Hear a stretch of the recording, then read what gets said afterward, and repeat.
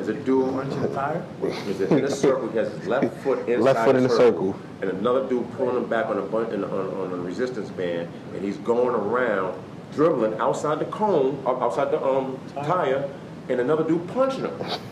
With 1 foot at a time. One foot at a time, 1 foot out, ball outside.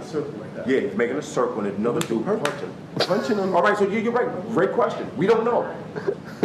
Punching him like physically. Punching him physically. I guess he gonna say.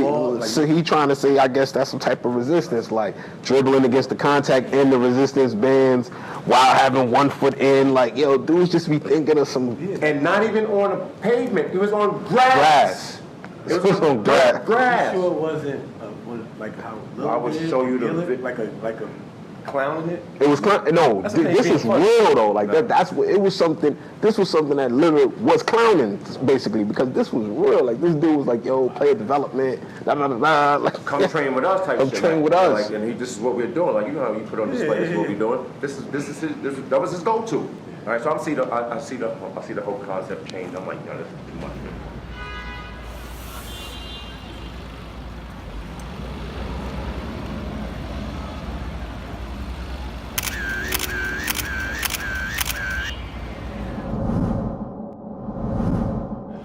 Rolling already. Oh, you're rolling. Already. Wow. This is Mark Williams of Team FOOTPRINTZ, and I'm here with some of my distinguished guests. I have ALLENWATSON, and I have Kenneth Robinson. We're going to discuss basically the culture of basketball training, and they're going to tell you a little bit about who they are, and then basically just talk about how we as trainers can come together and just make a big pack, and how we can make things a lot better on a basketball skill development level.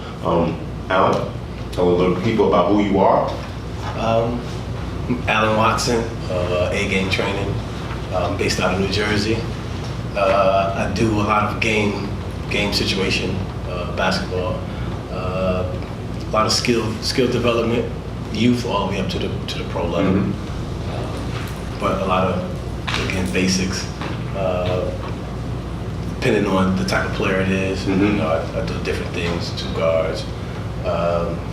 You know, once I get an assessment of it, then I know kind of what to focus on for that player, you know, and what position he is. And I think with the younger kids, I don't really focus on positions because you never know how they grow or what position they'll be.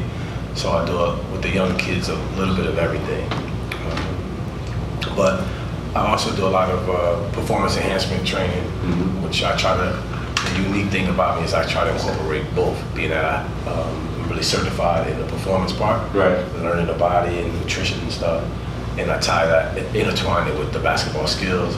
So I do a lot of unique things, I guess, with the performance part, using it and knowing how the basketball, how the body works and most of the muscles that we use.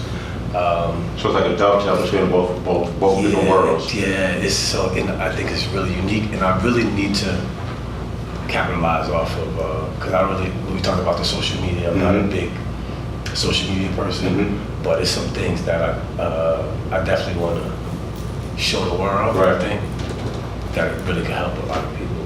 Okay. And to your left, we have Kenneth Robinson of ICE training. Tell the people who you are. Kenneth Robinson, ICE basketball training, based out of the Bronx, New York. Pretty much doing much of the same things that the brother Allen is doing, working with the youth on up to the collegiate and pro level. Really focusing on game translation, preferably on the youth level, working on skills that translate to a higher level of basketball. Whether you're in elementary school, things that'll work in high school. If you're in high school, things that'll translate to collegiate ranks. If you're in the collegiate ranks, things that should translate to the NBA ranks, or overseas, or wherever the game may take you across the globe. And really honing in on the fundamentals. I think that's becoming a part of the game that's being not focused on the trickery, so to speak, is being so much, being focused on so much. Guys are working on enhancing their advanced stuff more than working on enhancing what really is going to get you from point A to point B. So that's really my point of emphasis, so to speak. Gotcha. Okay. So for those that do not know, the premise of this podcast is basically New York City-based the Mecca, and is New York City still considered the Mecca? And we're going to take a different route today. We're going to speak, like I mentioned, some trainers that can basically vouch for New York City and also New Jersey, because I know that you do both. You cross the bridge, the tunnel, and work some New York players, and how we as New York City, Metro New Jersey area can become the Mecca that we once were, or are we still the Mecca that we perceive ourselves to be as in years past? That's a good question, Leo. Do you feel that New York City is the Mecca? The Mecca of basketball? Of basketball, yeah. Yes. Okay, what makes you say that?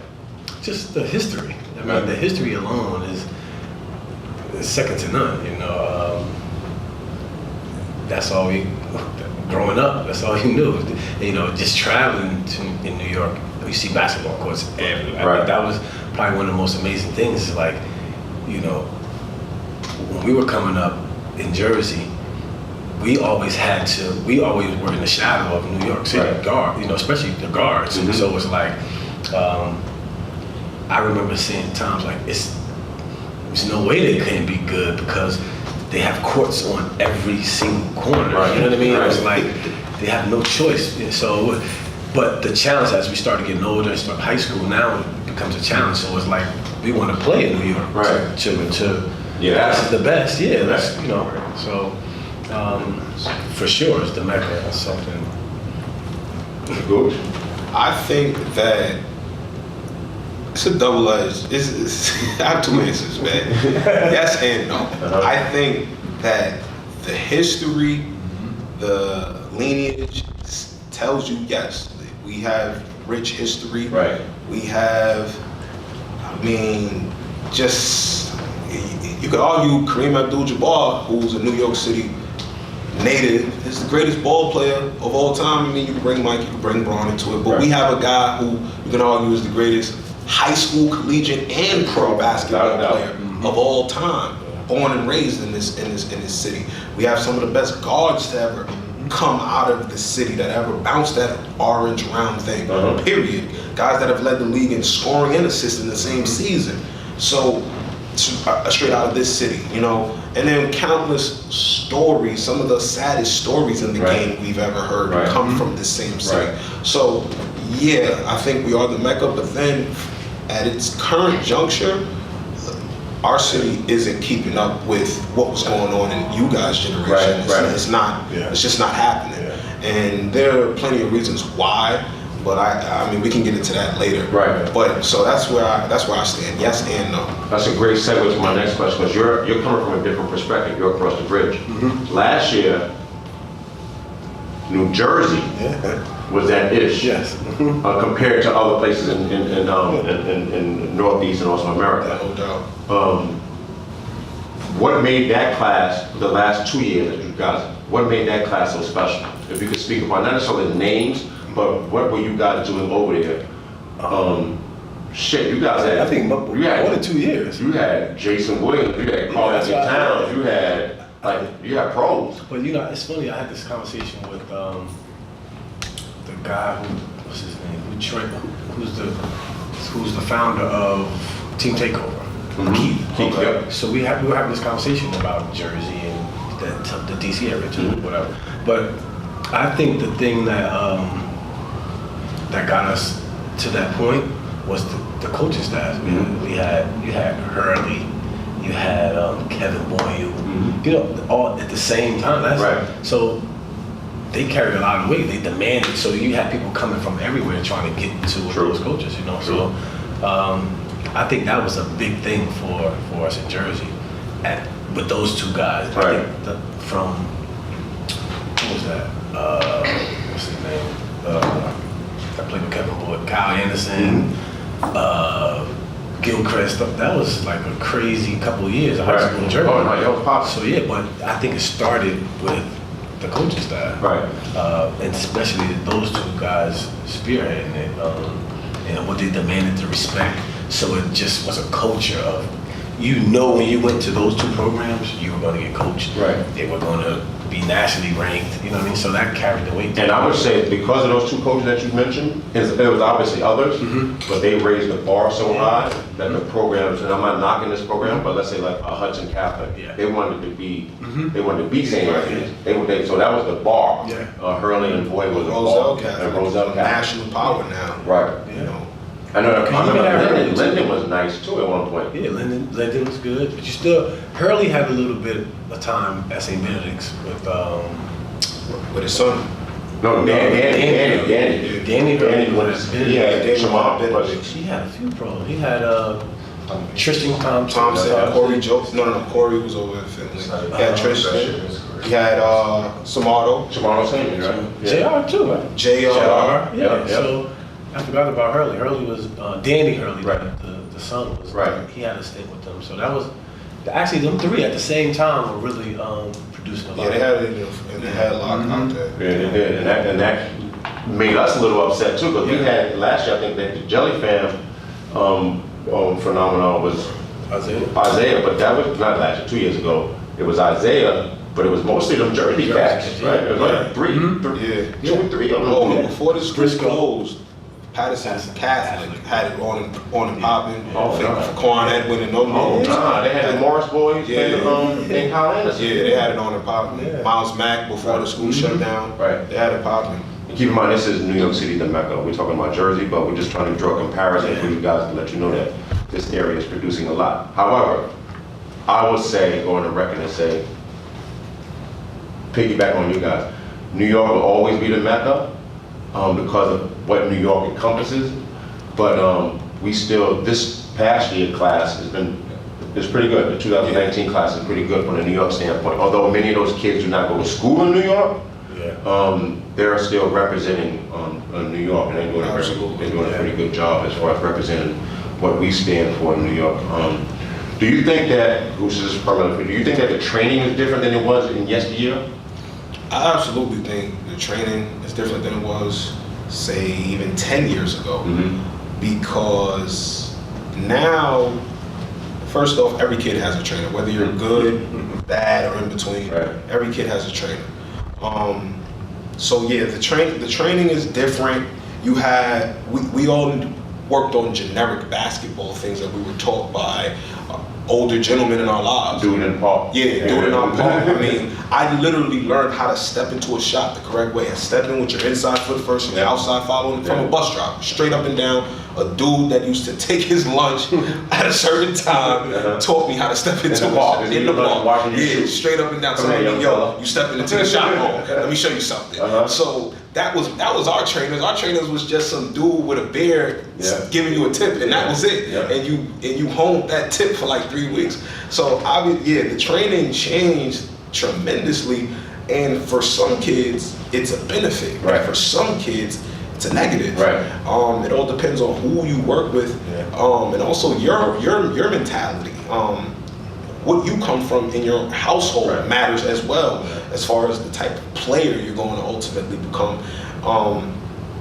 I think players from you guys' era had a certain element of hunger. I think they truly love the game and not the fame that came with it. And that's lacking today. Kids more so love, or players even today, let me not just say kids, players that are grown men today love what comes with being good rather than actually being good. You know, and focusing on, man, I just need to get this good so I can bust this dude's ass. I need to get this good so I can make this amount of money, or so I could go to the club and tell people how I had 20, you know, or whatever have you. And then, from my understanding, guys who were elite, so to speak, always had someone they could work with from the beginning of time, from the 50s on up, whatever happens. So, but the thing is, guys who were elite of yesteryear, let's just say, let's use Mr. Jabbar and Mr. Couch for example, because those two gentlemen have a great relationship from 50, 60 years ago. Mr. Couch could hold Mr. Jabbar accountable, probably still to this day, and there's no problem with that. They're men. Jabbar has a certain respect for Mr. Couch. Today, that doesn't exist. Dude's mentors are popping bottles with them in the Right, club. right, that's right. Dude that watched you grow up is drinking Moet with you in the club. How in the world can I respect you? Right. How in the world can I take what you're saying to be serious, truthful, or whatever have you? It's just like, I mean, I don't know, everyone who's watching this, I don't know where you might have grown up, but in the hood, we all had someone who was like some big homie OG that we respected. Right. But then crack and dope hit the hood, and we didn't respect that OG like that no more. Right. Because you do crack or you do dope. Right. It's the same concept Right. when you're talking about your trainer or your mentor or anything like that. Like, you're indulging in some type of behavior that is supposed to be beneath you. At least in front of my eyes, Right. it's supposed to be beneath Right, you. right. So I can't really accept that you're holding me accountable. And then that's where that friction comes in, and guys just aren't getting to the same places that they need to get to, aren't being hungry like they should, aren't being held to the same standards that they once were held to. Okay. And then it just dwindles down from that point. So how do we bring that, and that goes geographically, like throughout the whole nation, world, whatever the case may be. How do we get that back?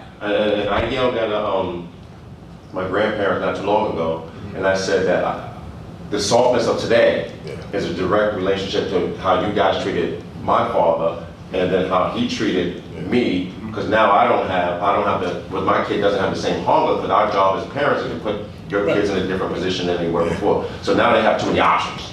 Right, before, like, if it was just steak for dinner, if you was a vegetarian, you didn't eat. Right? pretty simple concept. Now you don't have that. You have the tofu, you have this, you have that, you have that. How do we bring that type of hunger back? Or is it possible? I think it's very difficult because I think about young kids that I train. Parents will come to me, right? Because I'm so hard on them. Because at molding them at that age is so important. Formative years. So Can I finish your sentence? Can I finish your sentence? I sort of got people. They want you to be hard on them because they can't be hard on them. So when they can't do something, it's like, could you tell them? Yeah. So I'm the bad guy, which I'm cool with, but they're only with me for this short time. Right. Once they leave, okay, I'm the bad guy, you get it. But then when they get in that car and they go, oh well, now you got options, like I said, you got so many options. So it's hard, even as a trainer. Trainers let kids get away with stuff because if I have this kid that's a high major kid, I don't want to lose him because I can't, that's my ticket or that's my promotion. So let him get away with stuff. Right. Everybody else around him, let him get away with stuff. You know what I mean? So it's so hard to the parents. I got into it with the coach. Transfer out. 6 different schools. You know what I mean? So everything, they don't fight through anything. So it makes it harder for us as a trainer. So now they come to a person that's stern, is your way or the highway. Right. It's like, all right, we out. That's because that's what they're used to. Right. Oh, the coach bugging, I'm out. You know what I mean? Like, So I'm gonna try to be over here. Yeah, and it's that person gonna let him do whatever. Like you said, that's my boy. Right. Bro, I see how that's Oh, man. So it makes it hard. That's gonna come off big, and when this commitments start coming out, they're gonna hit my little bro, congratulations, going into Nebraska. Bro syndrome. So it's kind of, so that's why even sometimes I do a lot of sarcastic stuff. Honestly, you know what I mean? And even once I came back with Vic, the first thing I started posting was some little kids, and it's like I let people know, like the same thing I give him, I give this kid. Right. I'm never going to claim myself as a NBA trainer. You know what I mean? Like it doesn't matter. I'm a trainer. I'm gonna work with. I'll train a goat if it. You know what I mean? If you try to play ball, I'll try. You know what I mean? It's not. Figure it out. But it just so happens that. I'm blessed to get to that, to be able to travel with them, pro or whatever. But that was, I just love training, no matter what, what age or what. Okay, well, here's a question for you. If you were to remove, what would you change about the training culture right now as it exists in New York City, the world, Instagram, Twitter, Snapchat? What would you change about objection leading? What would I change? What I would want to change is literally, it's case sensitive because it's something that it's about a case by case basis that each individual may or may not want to indulge in. But I would change the attention seeking that goes on in training, because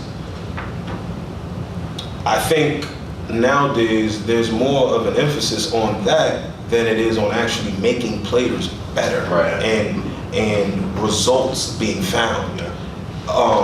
The result that it seems like a lot of people are looking for is more clients, more followers, more likes, more attention, fame, notoriety, but not making guys better than just truly through and through. And you're speaking about the trainers. Speaking about the trainers. Yeah. Speaking about the trainers, because the kids didn't create the culture. Right. It was the adults. Right. The kids are just partaking in what the adults created. Right. You know? So I would want to change the attention seeking that comes with the training industry, so to speak. And then it's also it's just flowing right on down to the kids. The kids are chasing attention and notoriety so much that they're forgetting, I need to get better. Right. I need to do this. Right. I need to do that. I need to. You'll have a kid. Literally, we see these things all the time, and you guys can chime in if I'm wrong. You'll be working with a kid who literally maybe spends 90 minutes per day after school on social media.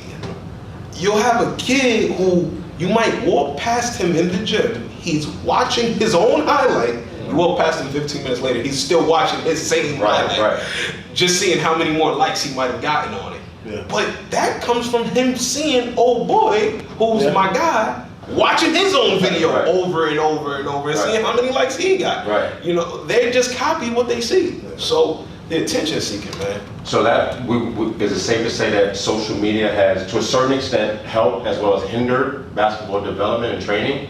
From the adult standpoint as well as the trainee standpoint? Because, and I say that piggybacking what you're saying, Gooch, as far as the trainers are quick to run to their, they're running into the gym like this. Like, I'm working out, I'm about to work out right now. And then that trickles down to the youngins. Is that a safe assessment on my behalf that said that social media is helping as well as hindering a little bit? Definitely, I would say that. I think it's, because you become famous now for social media. You get a blue check but off I think that, 2 dribbles. that was another thing. I just really learned about the blue check. I promise you. This summer, I'm blue checking like summer. Oh, God. Got the blue check? I'm like, what's the blue check? Yeah. And it's like, that means you're official or you're who you are or something along those lines. Yeah, it's certifiid. I'm like, nah, I never even heard of blue check. I'm like, damn, I must be a old head. Yeah.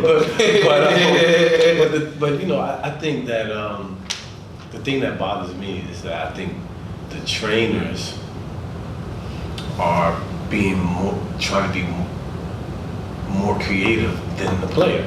For me, everything is mental. You know what I mean? So my approach is a mental. So I try not to use cones because I'm trying to get you to understand where you are on the floor. So it's like, okay, you should know when you're in this area, this is attack. I'm a threat. Whether shooting, attacking the basket. So all our moves, attack, we're gonna be in this area.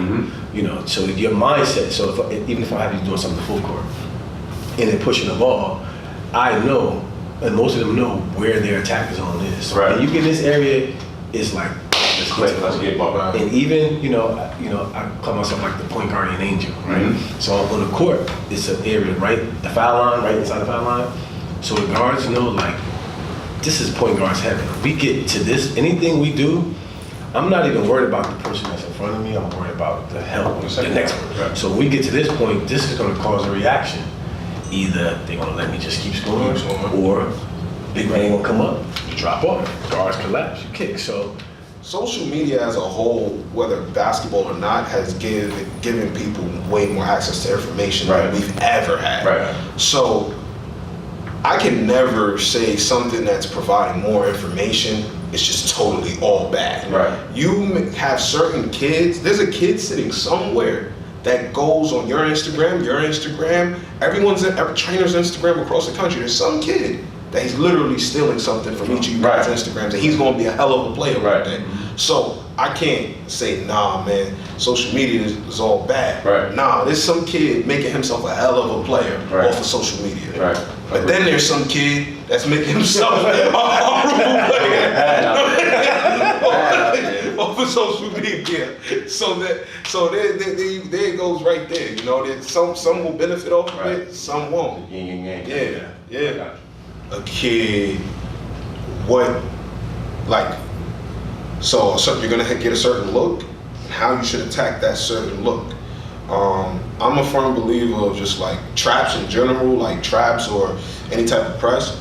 Attack the dude that runs up, not the first dude. Like attack the one that's running up. So so I would go over that principle over and over. Attack the dude that's running up, and as you're knifing through, working on keeping your head up and knifing through the defense. Attack the dude that's running up, and as you're maneuvering up the court, keep on attacking the one that you see that's running up. So whoever is running up, go their way, like go right at them, as opposed to so there's gonna always probably be one guy that's in your vicinity, because it's just so many bodies. So that one dude that's in your vicinity, all right, you got him, don't worry about him. This dude running up, get right at him. Keep running up, get right at him.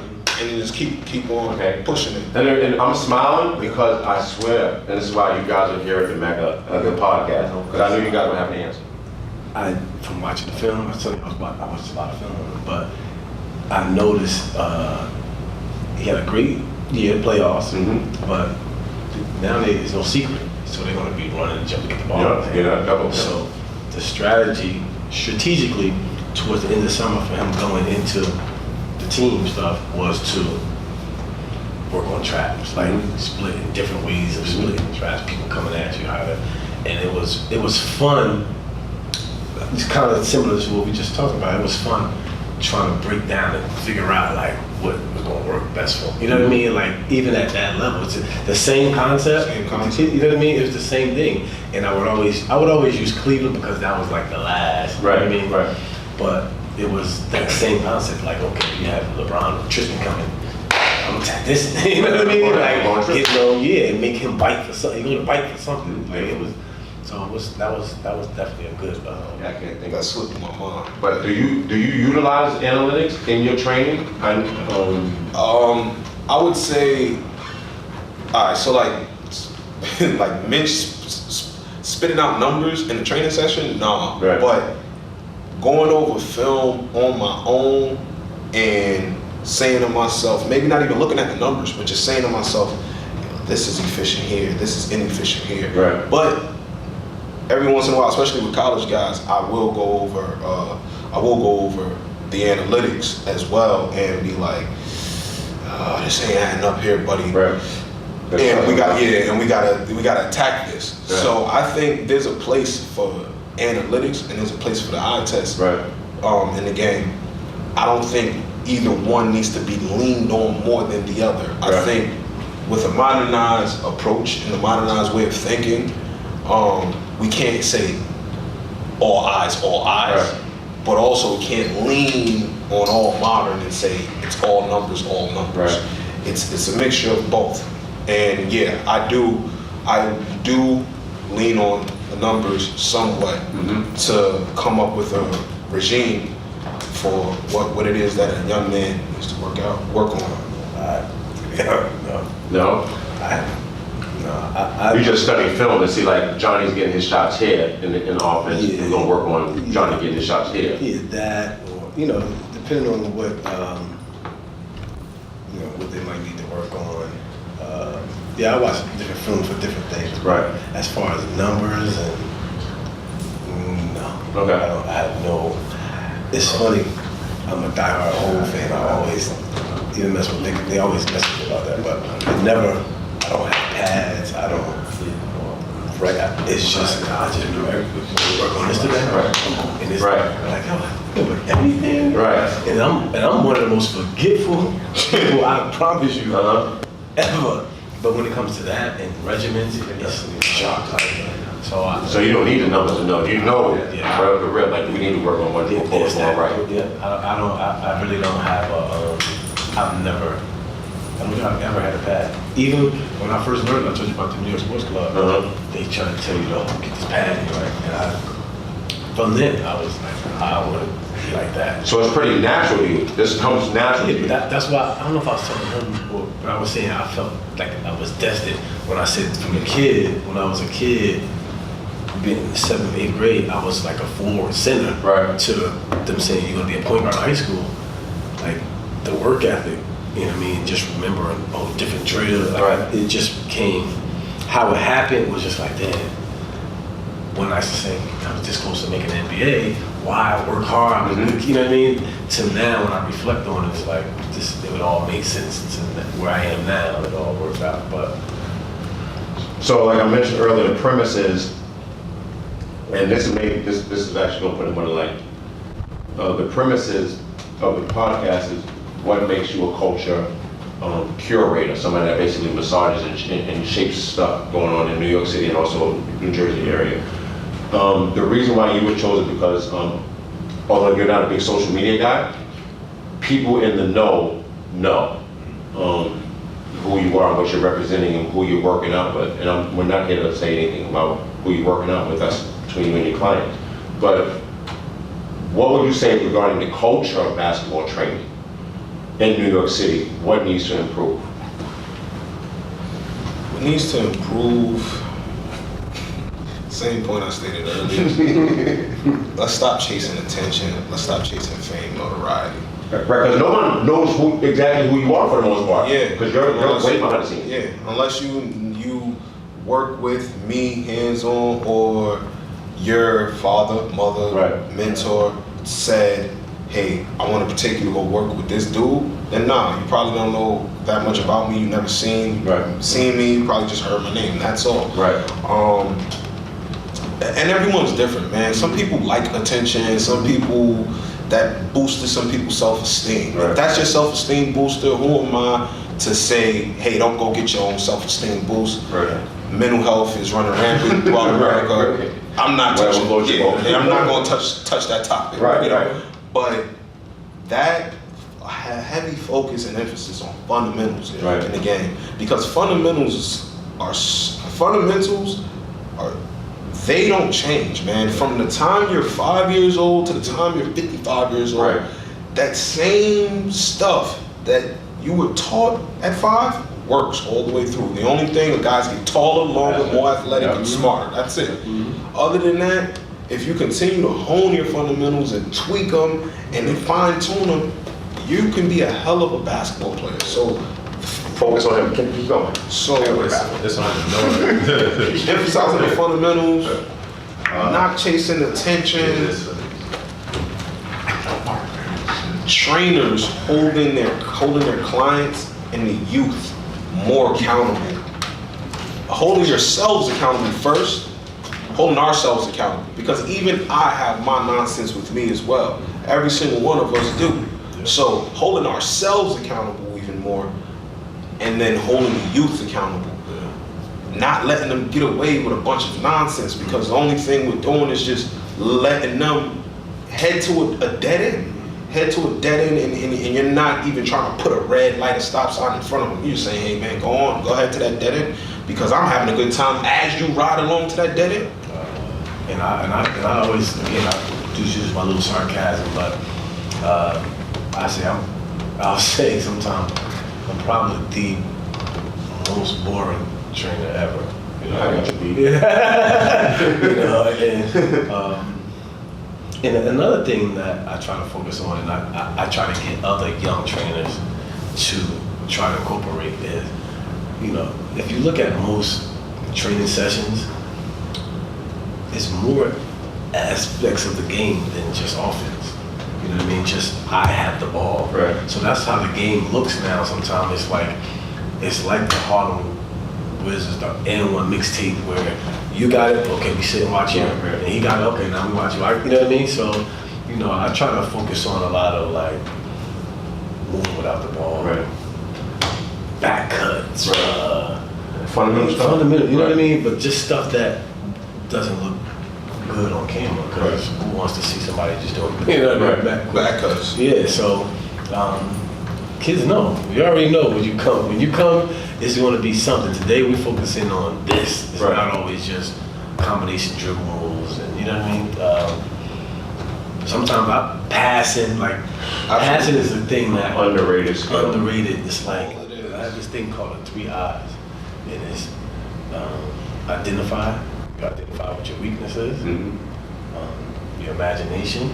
You know, that's why I try to use the cones and stuff. So get you use your imagination. Every time you're in the gym training, you're in a game. Put yourself in a game situation, and intensity. You gotta go at a high intensity. Like that. You know what I mean? So look into one of the cameras and say the 3 eyes have been stolen. Give me that. So we're going intensity. I got it already. Intensity. Identify. Your weaknesses. And hold on. Don't even intensity. Identify. No, that's third. Well, that's one of them, but. And also order to it. Well, it could go. The last two could be interchangeable. But it starts with identifying with your weaknesses. Got it. Then you use your imagination. We got it. So we'll tweet about that later on. We'll tag you in it. It makes sense. No, it makes so much sense. Yeah. Everybody has a person growing up that just gave you fits, like made it hard for you. So when you drilling, you know if you go at a weak intensity, that person is gonna take it. So you gotta imagine I'm in a game situation, but going against whoever that person is. You know what I mean? So they already know that you. So if you were to come to a session, that's what people say. Like, man, they're not doing intricate stuff, but they're going at such a high. You know what I mean? Like teaching about change of speed, and, you know, things that people focus on all the moves, and they're like, one of the most effective moves is change of speed. Yeah, you don't have to do it. If you could beat a person every time one move go, I don't gotta do no move. Yeah, I remember Latrell Sprewell was power right every time. Everyone knew it. Yeah. No one stopped it. Not a person stopped A it. legend from here. You want to know my favorite growing up? Tony Hargraves. Oh, really? One hand bandit. You told me, he runs your side. Yeah. Right. They used to come to the prom time. To Jersey. James Ryan. Yeah, that's my guy. James is my guy, man. Oh, we're old. But anyway, I want to thank you guys for coming to the MECCA podcast to discuss primarily not only the culture of basketball, but also the training culture as it relates to New York City and obviously New Jersey. Again, Kenneth Robinson, Allen Watson. Thank you guys for coming by. Thank you, man. Thank you. Appreciate that. Yes. We out of here. Yes, sir. All the kids got it.